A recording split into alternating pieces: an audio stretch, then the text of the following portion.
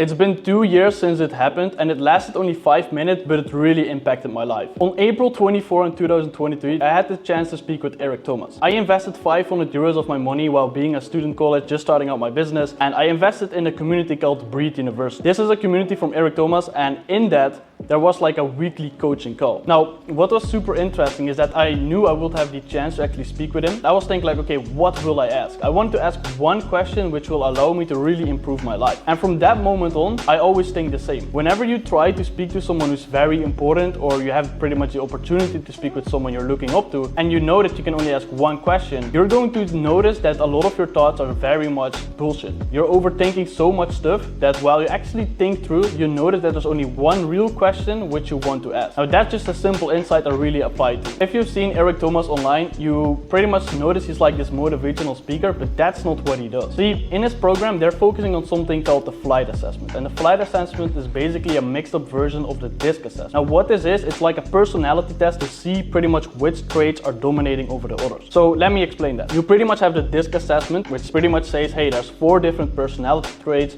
You have all of them and some dominate usually over the others. Now the reason this is so valuable is because it allows you to kind of discover what traits you have and how you can use it to improve your own life, see how people tend to communicate with you, and so on. Now for me, back then, I was a 99C. And because I told that in my beginning conversation of Eric Thomas, he knew what personality type I had, and therefore it made a lot of sense for him to actually say or to give me advice. Now let me tell you about the actual conversation, because I pretty much asked him a question, and the question was, hey, I usually overthink a lot and I end up in a position where I don't really take action and I lose my momentum. And he pretty much just cut me off and he told me, you're doing a phenomenal job of being an extreme thinker.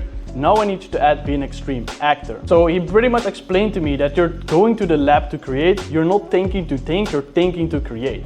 And as simple as it sounds, back in the days that was so valuable to me that I actually really had to thought about it. I listened to the conversation over and over, I wrote it down, and I started to actually apply it into my life. Now he pretty much told me like, hey, you just need to put a time frame to think and you need to put a time to actually take action. He then asked me like, hey, what is it that you do? What are your goals? And I pretty much gave him an explanation. And he told me like, well, it seems that thinking is not going to get you paid. Acting and providing results is what's going to get you paid. Now this simple lesson was so valuable to me, and there was a lot more said in that quick 5 minutes, but it brought me so many lessons that I actually am super grateful with, and I applied and pretty much upgraded my life just by that. On top of that, the DISC assessment, which is that scientific study, is so great that I definitely recommend everybody to do it. If you look it up online, there's various explanations, but pretty much it comes down to this. You have the D, which stands for decisiveness, ability to make decisions, your drive, pretty much your motivation. The I is pretty much your interaction, your preference of dealing with people. For me, this was my lowest score. Then you have the S, which is